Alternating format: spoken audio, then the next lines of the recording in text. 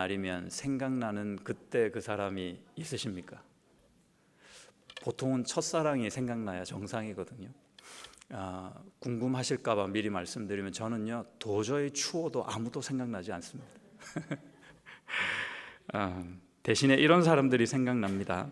힘겨운 어느 한 날 잘 지내냐 하고 궁금해서 전화 한 통 하고 싶은 친구 생각납니다. 아무 이유 없이 문득 그땐 나도 또 그 사람도 나한테 왜 그랬을까 싶어서 괜히 궁금한 그런 사람 한둘 쯤은 있습니다. 사랑했던 사람, 미워했던 사람, 고마웠던 사람, 미안했던 사람, 이 사람 저 사람이 저한테는 있습니다. 여러분은 어떠신지 모르겠습니다. 그런데요, 이 사람들 모두 다 이렇게 보면 공통점이 있더라고요. 세월이 지난 지금에 돌아보면요, 그냥 다 고만고만해지면서 둥글둥글 그냥 정겨워졌다는 겁니다. 그때는 그렇게 치열하게 미워도 하고 사랑도 하고 없으면 안 될 것 같고 있어서 못 살 것 같고 그랬는데 세월이 지나서 지금 생각해 보면 고만고만해지더라는 겁니다. 우리가 다 이런 것을 공감하신 줄로 압니다. 그럼에도 불구하고 우리는요, 지금 대부분 우리는 시간이 지나면 그때 그 사람이 되고 말 지금 내 사람들과 아주 치열하게 부대끼며 살아가고 있습니다. 가족으로 그렇게 하고 있고요, 교회 지체로, 직장에서는 동료로, 친구나 연인으로 말이죠. 오늘 말씀에서도 보듯이 바울과 빌립보 교회를 볼 때도 이 치열함이 좀 느껴지는 것 같습니다. 빌립보 교회는요, 그 안에 내분과 상처가 있었습니다. 겉으로는 멀쩡해요. 말씀을 읽을 때는 이 교회가 그나마 괜찮은 교회 같아요. 근데 사실은 조금 더 자세히 보니까 내분과 상처가 있어서 바울이 빌립보 교회에 편지를 시작한 그 글이 오늘 우리가 보는 빌립보서입니다. 하지만 바울과 빌립보 교회는 서로를 아주 사랑했습니다. 섬겼습니다. 바울은 교회를 사랑해서 섬기고, 그리고 그 교회도 바울을 많이 돕고 사랑했더랬습니다. 1장 8절 한번 다시 읽어주시겠습니까? 오늘은 한 절 한 절 한번 잘 공부해 보면 좋겠습니다. 1장 8절 읽어주십시오. 시작. 내가 예수 그리스도의 심장으로 너희 무리를 얼마나 사모하는지 하나님이 내 증인이시니라. 아멘. 짧기 때문에 조금 자세히 보고 싶더라고요. 한번 잘 따라와 주시면 좋겠는데요, 예수 그리스도의 심장으로 사랑한다 그랬거든요. 이 심장은 사실은 원어로 보면요, 스플라크논이라는 헬라어입니다. 심장뿐만 아니라 다른 장기를 다 뜻하는 그런 말입니다, 사실은. 그런데 우리는 번역을 심장으로 했어요. 우리가 사랑을 표현할 때 왜 하트를 이렇게 표하잖아요. 여기서 온 듯합니다. 다른 장기를 다 표현하는데요, 이때 당시에 사람들이요, 자기 내장에서 두 가지 감정이 흘러나온다. 그래서 이 내장이 두 가지 감정의 샘터라고 여겼다고 합니다. 두 가지 감정이 뭐냐? 하나는요, 사랑입니다. 그리고 또 하나는 동정심이라고 합니다. 사랑과 동정심이 마음 또는 심장에서 흘러나온다라고 생각했다는 거죠. 플로신학교의 김세용 교수님은 이 스플라크논은 단순히 보고 싶고 애틋한 그런 사랑 아니래요. 그것보다는 그 언어 선택을 보아할 때 사랑은 사랑인데 너무 불쌍하게 여기는 마음을 가진 사랑이에요. 동정심이 쫙 밑바닥에 깔려있는 그런 애정을 가지고 바울은 그 예수 그리스도의 심장으로 너희를 사랑한다 고백했다고 합니다. 아니나 다를까 예수님도요, 이런 심장, 이런 마음으로 무리를 바라보았던 적이 있고요, 또 다른 데서 바울도 역시 교회를 이런 마음으로 서로를 좀 바라봐라 이렇게 권면하기도 했었습니다. 마태복음 9장 36절을 보시면 무리를 보시고 예수님께서 불쌍히 여기시니 이는 그들이 목자 없는 양과 같이 고생하며 기진함이라. 사람들을 가만히 보아하니 정말 목자가 없어서 저렇구나. 목자가 없어서 너무 불쌍한 겁니다. 그 마음, 그 눈으로 그들을 바라봤던 예수님입니다. 또 역시 바울은 우리 서로를 권면할 때 이런 내용으로 권면하셨습니다. 에베소서 4장 32절 보시면요, 한번 같이 읽을까요? 시작. 서로 친절하게 하며 불쌍히 여기며 서로 용서하기를 하나님이 그리스도 안에서 너희를 용서하심과 같이 하라. 저는 이 말씀에서요, 서로 친절하라, 이해가 돼요. 그리고 서로 용서하라, 이거 이해가 됩니다. 근데 왜 서로를 불쌍히 여겨야 되는지 도통 이해하기가 사실은 어려웠던 적이 있었습니다. 근데 그 이유 중에 하나가 오늘 말씀에서 나옵니다. 불쌍히 여기는 사랑. 목자가 없는 것 같아 고난당하고 다른 길 가고 넘어지고 그런 죄 가운데 있고 연약 가운데 있는 우리 모두가 서로가 사실 동질감을 느끼게 되는 거죠. 서로를 불쌍히 여겨라 하는 내용이었습니다. 사랑입니다. 그 다음 절이 9절에서 11절 본문 말씀인데요, 바울의 기도입니다. 이 기도를 요약하면 한마디로 무엇이냐, 우리가 한번 읽었지만 그냥 읽기에는 다 이렇게 단어는 친숙한데 하나로 이렇게 머리로 쏙 들어오진 않아요. 사실은 한마디로 요약하면 그렇습니다. 바울이 빌립보 교회를 바라보면서 기도하는데 이런 마음, 이런 어떤 기대가 있었습니다. 어떤 기대냐, 너희의 사랑이 조금 더 커갔으면 좋겠다. 요약하면 한마디로 그렇습니다. 사랑이 좀 더 커갔으면 좋겠다 하는 겁니다. 근데 이 기도도 좀 제가 볼 때는 이상해요. 왜냐하면 지금 빌립보 교회 사정이 사실은 많이 어렵거든요. 경제적으로 어려웠습니다. 두 번째로는 핍박받는 가운데 있었습니다. 여러분 생각해 보십시오. 우리 주위에 만약에 어떤 교회나 지체가 경제적으로 아주 어려워요. 그리고 또 예수 믿는 것 때문에 막 이렇게 홀대를 당하고 핍박을 받고 있다고 생각해 보세요. 여러분의 기도의 내용이 무엇이 될까요? 우리의 기도, 중보 기도의 내용이 아니 좀 이렇게 경제적으로 채워주시고 또 어떻게 해요? 그리고 이런 핍박에서 좀 하루빨리 놓여지게 해달라고 기도하지 않으시겠습니까? 그런데 바울은 대뜸 그 교회를 보고 사랑이 더 커져가기를 기도한다고 하는 겁니다. 그러니 이상할 밖에요. 왜 그러냐? 아마도 바울은 이 교회가 지금 가지고 있는 문제 중에서 제일 큰 문제를 무엇으로 보았느냐? 그 안에 있는 다툼으로 본 것 같습니다. 그 안에 일치되지 않는 마음으로 본 것 같습니다. 아무리 어렵고 외부에서 핍박을 하고 돈이 없어가지고 뭘 사역을 못할 지경에 처한 교회라도 사랑이 없는 그 자체가 훨씬 더 큰 문제라고 보았던 것 같습니다. 그래서 사랑이 더욱 더 커져가기를 기도한 듯합니다. 9절 보십시오. 9절 한번 같이 읽겠습니다. 그러면 도대체 어떻게 해야 하는가? 9절 읽겠습니다. 내가 기도하노라 너희 사랑을 지식과 모든 총명으로 점점 더 풍성하게 하사. 과연 그렇습니다. 사랑이 풍성하다. 사랑해 이거하고 사랑해 이렇게 풍성하게 표현하는 거하고 좀 다른 듯합니다. 마음도 그럴 거예요. 사랑이 풍성하다. 풍성한 사랑을 기도하고 있는 겁니다.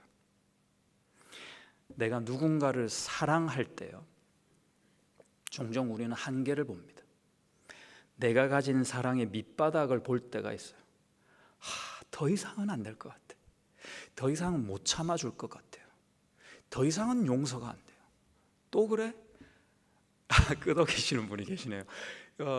더 이상은 안 될 거예요. 사랑의 한계가 온 거예요. 그럴 때 어떻게 해요? 오늘 말씀에서는 지식이 필요하다는 겁니다. 그냥 사랑하는 마음에 더하여 지식과 총명이 필요하다. 오늘 말씀은 우리에게 말씀해 주고 계십니다. 지식과 총명이다. 지식은 여기서 의미가 간단합니다. 일반적인 깨달음입니다. 어떤 지식적인 깨달음이겠죠. 예를 들어 복음이 무엇인지, 진리가 무엇인지에 대한 깨달음입니다. 그리고 세상에 대한 어떤 평가들, 그리고 윤리에 대한 어떤 지식암입니다. 그런 것들이 지식입니다. 총명은요, 한마디로 통찰력입니다. 그때그때 상황마다 발휘되는 지혜입니다. 다른 거죠. 그래서 지식과 총명이 함께 필요하다 하셨던 겁니다. 우리는 상대방에게 사랑을 하면서도 표현할 때 서툴 때가 참 많습니다. 상대방의 기분과 상태를 무시한 채 자기중심적으로 그냥 툭툭 말을 던지고요, 나름의 표현을 할 때가 사실은 아주 많습니다. 실수하는 거죠. 교회에서도 예를 드는 겁니다. 어떤 형제가 신앙생활에 조금 더 열심을 내야 될 것 같아. 그래서 찾아갑니다. 근데 말을 하는데 그 형제의 상황이나 열등감이나 아픔, 상처 이런 건 고려 안 하고 그냥 내 생각대로만 이렇게 뭐 이렇게 좀 해야 되지 않겠냐 하고 다그치는 거예요. 옳지 않죠. 사랑은 있으되 지식과 총명이 없는 겁니다. 예를 들어서 그 형제는 사실 지금 아골골짝의 마른 뼈와 같은 상태인데 나는 그 앞에 가가지고 그 형제 이렇게 목덜미를 잡고 왜 안 뛰어? 빨리 뛰어. 그러고 있는 거예요. 뛰라 그러기 이전에 뭐가 필요합니까? 그 형제를 먹여야죠. 뼈에 살이 붙어야 될 거 아닙니까? 살이 붙은 다음에 운동을 시켜서라도 근육을 만들어내야 되지 않습니까? 그 근육으로 이 형제는 뛸 수 있는 힘을 얻게 되는 겁니다. 그런데 다짜고짜 가가지고 왜 안 뛰냐고. 그래서는 안 되는 거죠. 한국 사람들이, 저도 한국 사람들이지만 이런 부분에서 사랑을 지혜롭게 표현하는 부분에서 소통하는 부분에서 좀 서툰 것 같아요. 문화적인 배경이 있지 않나 싶습니다. 가부장적인 문화, 유교 문화, 상하복종, 상명하복 이런 문화, 그런 배경들 때문에 우리가 그런 거에 되게 친숙하거든요. 그러니까 그것에 익숙하다 보니까 그 다른 사람, 상대방의 입장에서 생각하고 말하는 법, 소통의 방법, 사랑의 표현법을 잘 모르는 듯합니다. 너무 서툴러서요. 부모 자식 간에도 그리고 부부 간에도 지혜롭지 못할 때가 아주 많습니다. 교회 지체 간에도 질서를 지키지 못하고 우리말로 선을 넘어서 무례하게 행할 때가 없지 않습니다. 마음이 상합니다. 자, 중요한 것은 무엇이냐? 이런 거는요, 인간사에서 비일비재합니다. 앞으로도 계속될 거예요. 세상과 교회도 별반 다르지 않습니다. 중요한 것은 무엇이냐면은 이런 일들이 일어날 때 우리의 태도, 의지, 노력입니다. 능력이 필요한 겁니다. 그 능력은 무슨 일을 만나든지 어떤 일이 생기든지 예수님을 믿는 자에게는 그런 일을 맞닥뜨릴 때마다 하나님께 그걸 가지고 가야 된다는 겁니다. 그냥 내 안에서 해결하려고 하고, 우리 세상 사람들 말로 손절한다고 하잖아요. 관계에 조금 어려움이 있으면 그냥 끊어버리는 거예요. 세상 사람들은 그걸 지혜라고 합니다. 처세술이라고 가르칩니다. 그렇게 살고 있습니다. 그러나 우리는 다르죠. 우리가 필요한 능력은 무엇이냐? 주님 안에 가지고 갈 수 있는 나의 의지와, 그럼에도 불구하고 또 일어서서 또 포기하지 않고 그 사람에게 다가가는 노력들입니다. 그런 태도가 하나님이 바라시는 우리의 모습입니다. 그것이 우리가 가지고 있는 진가입니다. 그 진가를 가지고 발휘하는 능력이 우리 교회 공동체 안에, 여러분의 가정 가운데, 우리의 삶 가운데 필요한 것이죠. 주님이 허락하신 사랑은 절대 교만하지 않고 어떤 경우에도 무례히 행치 않습니다. 여러분의 사랑에 이러한 지식과 총명이 더해지시기를 바랍니다. 더 풍성해지시기를 축복합니다. 자, 그런 사랑으로 서로를 사랑하는 목적이 이제 나와요.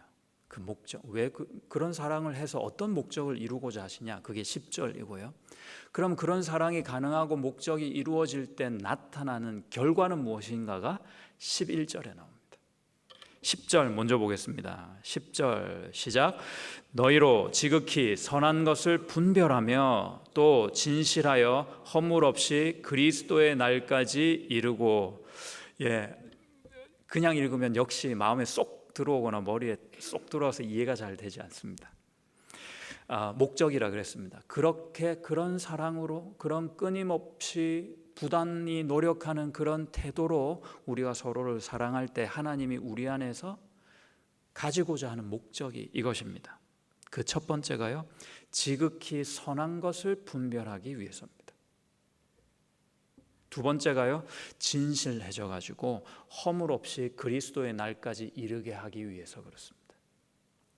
그래서 사랑해야 합니다. 지극히 선한 것 그랬는데요, 디아페로라고 하는 헬라어입니다. 이 뜻은요, 영어로 하면 excellent 그런 말입니다. 지극히 선하다 그래서 좀 윤리적인 의미에서 선하다, 악하다 이렇게 생각될지도 모르는데 그 내용과 단어가 내용이 달라요. 선하다라기보다는 좋다라고 표현하는 게 맞습니다. excellent, 이 가치 개념이에요. 더 좋은 것이라는 개념이 있습니다. 예, 그래서 지극히 선한 것은 비교 분석해서 보니까 이게 더 좋은 거구나, 더 유리한 거구나, 이렇게 판단하는 것입니다. 그 다음에 분별한다가 여기서는 철저히 검증해가지고 받아들이는 거예요. 그러니까 매사에 이것이 좋으냐 저것이 좋으냐를 잘 분별해가지고 내가 실험을 통해서 판단하는 거예요. 그래서 가장 좋은 것을 취하라라는 말씀입니다. 무엇이 더 가치 있는 것인지 철저히 검증하여 인정하라, 그런 뜻입니다. 성인 남녀의 스트레스 요인을 한번 제가 오늘 말씀을 준비하면서 이렇게 서치를 해봤습니다. 다 그렇진 않은데 좀 공통적으로 1, 2위가 있었어요. 1위는 뭐냐면 경제적인 스트레스입니다. 특별히 한국인에게 있어서 그랬습니다. 경제적인 스트레스가 요즘 만만치 않은가 봅니다. 두 번째가 바로 인간관계에서 오는 스트레스였습니다. 2위 정도 차지했으니까 이 인간관계에서 오는 스트레스가 만만치 않은 것을 우리가 알 수 있는데요. 그런 생각이 문득 들어요. 같이 있어서 이렇게 불편하고 어려울 것 같으면 뭐하러 함께 살아야 되나, 이런 생각이 좀 들어요. 그냥 각자 도생이라고 합니까? 각자 그냥 내가 원하는 거 하면서 각자 어떻게 좀 잘 살 수는 없을까? 이제 이런 생각도 이렇게 문득 든다는 거죠. 그것이 더 좋은 것, excellent 한 것이 아닐까? 가치 개념에서 말이죠. 고독 예찬가로 잘 알려진 독일의 철학자 아르투르 쇼펜하우어가 이런 말을 했습니다. 인간은 본래 혼자다. 혼자일 때가 가장 편하다. 얼마나 시원하고 상쾌합니까? 우리가 원래 혼자래요. 그래서 혼자 살면 편하다 이거예요. 예? 철학자도 가만 보면 어려운 말은 잘 안 해요. 예? 공감이 갑니다. 그의 고슴도치라가 참 유명하죠. 소개를 잠깐 드리면 어느 날 이 사람이 실제로 앉아 있는데 겨울에 창밖에 보니까 고슴도치들이 막 모여 있더래요. 근데 얘네들이 자꾸 뭐 움직이는 게 보이는 거예요. 근데 고슴도치들이 겨울 추위 때문에 서로 이제 가까이 가서 체온을 좀 서로 이렇게 나누려고 가까이 가는 거죠. 근데 가면서 보니까 자기가 가지고 있는 가시에 서로가 막 찔리거든요. 따고 해가지고 다시 이렇게 떨어지는 거예요. 그런데 또 가가지고 추우니까 또 가다가 따가라 그러고 또 이렇게 몇 번을 반복하더니 나중에 다시 고개를 돌려보니까 이 고슴도치들이 얼마나 기특한지 머리만 이렇게 다 모아가지고 머리에는 가시가 없잖아요. 자더라는 겁니다. 여러분의 시행착오 끝에 모두를 위한 최선의 방법을 찾아낸 것입니다. 여기서 알게 되는 게 있습니다. 그가 뭐라고 하냐면 사람은 서로의 필요에 따라 인간관계를 맺지만 자신들이 가지고 있는 가시들 때문에 서로에게 상처를 입히는 존재다. 인간은 외로움과 배신, 고통 속에서 끊임없이 실망하고 상처받는 존재라는 겁니다. 그런데요, 그의 결론을 오늘 우리가 한번 주목해 재고할 필요가 있습니다. 뭐라고 결론을 내느냐? 따라서 우리 인간은 외로움을 자연스러운 것으로 받아들이자. 그렇게 받아들이고 타인을 의지하지 않고 스스로 강인해지고 자기 자신만이 의지할 만한 존재임을 깨달아야 한다. 이렇게 얘기했습니다. 이것이 그의 결론입니다. 내 자신을 믿고 살아라. 이게 결론이에요. 어떠십니까, 여러분? 이 말이 어떻게 공감이 되세요? 어떠세요? 여러분 보실 때는 맞는 얘기입니까? 여러분, 만약에요, 주님께서 우리가 각자 잘 사는 것이 답이다 하셨다면 그것이 엑설런트다라고 생각하시고 결론 내리셨다면 미리 말씀해 주셨을 겁니다. 근데 우리 주님은요, 서로 사랑하라라는 정반대의 해법, 대안을 이미 주셨다는 겁니다. 쇼펜하우의 말처럼 우리 자신이 스스로 의지할 만한가요? 내가 스스로 강해지고 나름 강해졌다고 여겨질 때도 내가 계속 그 강함을 유지할 수 있던가요? 내가 나를 의지하고 나만을 생각하고 나만이 스스로 의지할 만한 존재라고 여길 때 외로움에 이제 아주 친숙해지던가요? 어떨 때는 다른 사람보다 내 자신 때문에 받는 고통과 상처가 더 클 때는 없던가요? 다른 한편으로 이런 질문도 가능합니다. 그러면 자신이 의지할 만하지 않다고 해서 우리 주님이 서로 사랑해야 돼라고 말하셨을까요? 서로 사랑하라 하는 그 명령을 우리가 언제 어느 순간에는 완벽하게 이행할 수 있는 무언가이기 때문에 서로 사랑하라 하셨을까요? 저 사람을 사랑하다가도 이 사람 때문에 넘어지던 우리가 아닙니까? 우리가 각자가 다 잘 알고 있잖아요. 어떻게 보면 주님은 완수할 수 없는 임무를 던져주신 겁니다. 그렇습니다. 지향점을 주신 겁니다. 목표치를 주신 거라고요. 잘 안 되고 어려운 이 사랑을 하기 위해 발버둥치는 그런 우리의 모습, 그 과정을 주님은 선하게 보시는 겁니다. 그것이 주님이 보실 때 엑설런트한 겁니다. 그럼 언제 그 사랑이 완성됩니까? 완성은 돼야 되잖아요. 천국에서 됩니다. 이 땅은 안 됩니다. 10절을 보십시오. 그 두 번째 목적이 이렇게 나옵니다. 그 선한 것을 분별한 다음에 우리가 진실해져서 허물 없이 그리스도의 날까지 이르게 하기 위해서 사랑하라 하신 거예요. 허물이 없다 말은 아프로스코포스인데요. 영어로 하면 blameless입니다. 단순히 우리가 깨끗하다 이 말이 아니에요. 이 말이 아니라 blameless, 누군가가 나를 blame할 건덕지를 그 사람에게 주지 않는 상태를 얘기합니다. 사람과의 관계에서 얘기하는 겁니다. 어떤 사람에게 내가 걸림돌이 되지 않는다, 그런 상태다 하는 말이죠. 그리스도의 날은 어떤 날입니까? 좋은 날입니까? 아닙니다, 여러분. 어떤 사람에게는요, 최악의 날일 겁니다. 심판의 날을 그리스도의 날로 얘기합니다.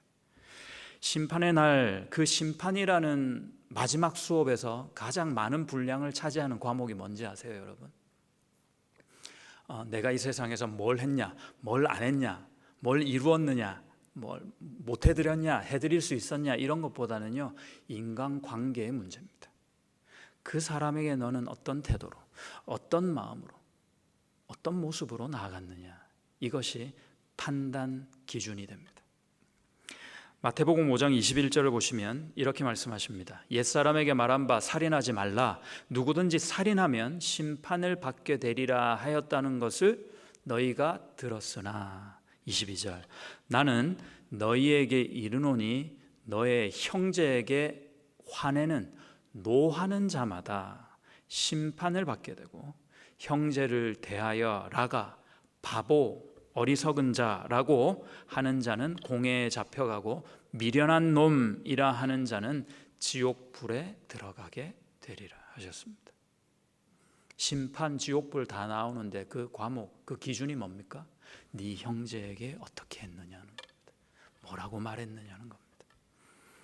25장에서는 지극히 작은 자에게 줄일 때 먹이고 또 목마를 때 마시게 한 너가 천국에 갈 자격이 있다. 그렇지 않은 너희들은 그럴 수 없다 하고 해서 오른쪽에 양 왼쪽에 염소를 가르고 지옥행 천국의 행을 나누지 않습니까? 마태복음 5장 46절을 계속 보시면 너희가 너희를 사랑하는 자를 사랑하면 무슨 상이 있으리요? 세리도 이쯤은 하느니라.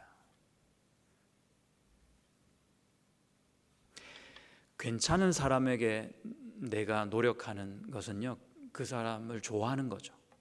누구나 할 수 있는 겁니다. 그런데요, 그렇지 않은 사람에게 내가 부단히 노력하는 것은 사랑이라는 단어가 어울립니다. 주님은 우리에게, 여러분 기억하십시오, 사랑하라 하셨지 좋아하라 하신 적이 없습니다.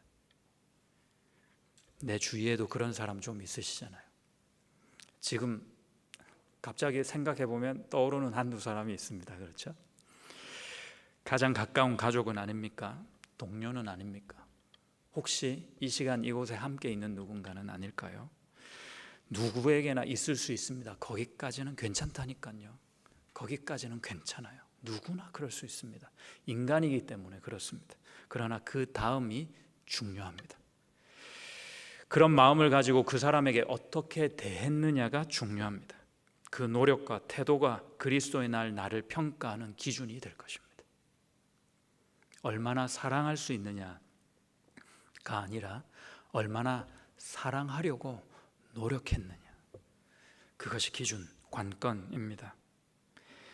이 세상처럼 나에게 온전한 것은 사실은 눈 씻고 찾아봐도 별로 잘 없을 겁니다. 좀 있다가도 없어지고요, 자꾸 변해요. 이게 왜 그런지. 나라는 존재가 그렇습니다. 우리 믿음도 그렇습니다. 사랑도 그래요. 건강도 그래요. 내가 좀 웬만큼 부릴 수 있는 재주나 능력도 마찬가지입니다. 그럼 과연 주님이 우리에게 요청하신, 명령하신 온전하심이 무엇이냐는 겁니다. 왜 온전하지 못한 우리에게 온전하라 명하셨냐는 겁니다. 우리의 연약함을 인정하고 강하신 주님의 그 면모가 드러나는 것, 그것이 주님이 바라시는 나를 향한 하나님의 소망, 기대, 온전함입니다. 그래서 내가 아니라 주님을 바라볼 수 있게 하시는 거죠. 이 세상에 우리가 이 세상에 우리의 발을 붙이고 있지만 우리의 시선만큼은 하늘을 보게끔 주님이 인도하시는 겁니다. 그것이 하나님의 뜻입니다. 하나님을 섬기는 교회인데요, 별일이 다 있잖아요. 우리 교회는 얼마나 감사합니까? 별일까지는 별로 없는 것 같아요. 너무너무 감사합니다. 어떤 분은요, 교회에서 말이야 어떻게 이런 짓을 할 수 있냐고, 어떻게 이런 일이 다 있을 수 있냐고 막 그렇게 얘기하세요. 그런데 그거 잘 몰라서 하시는 말씀이에요. 교회니까 그럴 수 있는 겁니다. 교회는요, 여러분, 병원입니다. 병원. 여러분, 병원에 환자가 많은 게 당연하지 않겠습니까? 병을 가지고 온 사람이 많은 게 당연하지 않겠습니까? 놀랄 일이 무엇이란 말입니까? 초대교회를 이끌었던 빌립보 교회도요, 그런 문제가 있었더라고요. 근데 혹 우리 교회, 우리 목장, 우리 어떤 그룹에서 그런 일이 있다 손치더라도 뭐가 이상합니까? 그 다음이 중요합니다.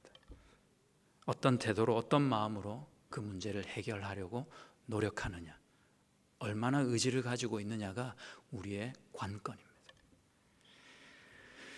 세상에 용서만큼 어려운 것도 없습니다. 여러분의 그 사람이 그런데 가만 생각해 보면요, 용서 못할 것도 없어요. 사실은 그 사람이 나에게 침을 뱉기를 했어요.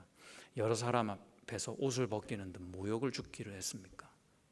폭력을 행사해서 피가 철철 나게 했어요? 어디 매달아 가지고 나를 죽였던가요? 그런데 우리는 그 용서를 받은 존재들 아닙니까? 예수님이 지금 열거한 모든 것을 우리 때문에 다 감당하셔야 됐습니다. 더 정확히 말씀드릴까요? 그 가해자가 저잖아요. 우리잖아요. 더 정확하게 말씀드릴까요? 2000년 전에 내가 그랬다는 건 아닙니다. 오늘 이 시간에도 그럴 수 있습니다. 내일 또 나는 그럴 수 있는 존재 아닙니까? 그럼에도 묵묵히 우리를 용납해 주신 주님을 기억하십시다. 그리고 오늘 이 저녁에 또 한 번 용서해 볼란다 해보는 겁니다. 그리고 용서를 구하는 겁니다. 이 사랑과 용서가 마지막으로 구체적으로 가능하게 될 때 어떤 결과가 나는지 우리 마지막으로 한번 확인합시다. 11절입니다. 11절 한번 읽겠습니다. 시작. 예수 그리스도로 말미암아 의의 열매가 가득하여 하나님의 영광과 찬송이 되기를 원하노라. 할렐루야. 얼마나 힘이 나는지 모릅니다. 여러분 잘 한번 보세요. 우리가 결국 어떻게 되냐면요, 예수님으로 말미암아 뭐가 된다고 합니다. 뭐가 되냐면 내가 하나님의 영광이 된대요. 내가 하나님의 찬송이 된답니다. 그러니까 이렇게 하면 하나님께 영광을 돌릴 수 있다가 아니죠. 이렇게 하면 하나님께 찬송을 드릴 수 있다가 아니죠. 내가 영광 그 자체가 된다는 말씀입니다. 내가 찬송 그 자체가 된다는 말씀입니다. 이것이 얼마나 나에게 영광입니까? 이것이 얼마나 주님을 찬송할 수 있게 하는 동기, 제목이 됩니까? 내가 뭔데 어떻게 하나님의 영광이 돼요? 무슨 말이에요? 하나님께서요, 나를 보실 때마다 누가 있으면 자랑하고 싶다는 거예요. 나만 보시면 그냥 마음이 시원하고요, 그냥 예뻐 죽겠고, 예? 너무 감사는 좀 안 어울리네요. 하나님께는 하나님이 기분이 너무 좋은 거예요. 웃음이 막 절로 나고요, 막 뭐라도 하실 수 있을 것 같고 힘이 막 하나님께 불끈불끈 이렇게 솟아나는 거예요. 나만 보면. 왜 그래요? 내가 하나님의 찬송이랍니다. 내가요 하나님께 영광이랍니다. 난 내일 또 배신할 건데.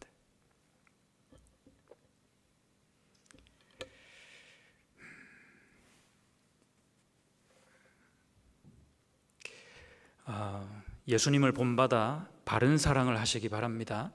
그래서 하나님께 영광이 되시기 바랍니다. 하나님의 찬송 그 자체가 되실 수 있기를 축복합니다.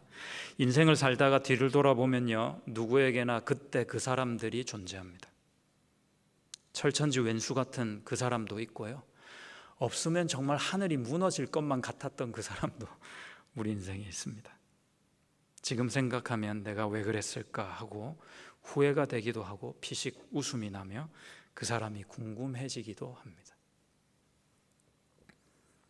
그러나 지금 내 주위에 있는 사람은 그때 그 사람이 아닙니다. 지금 이 사람입니다.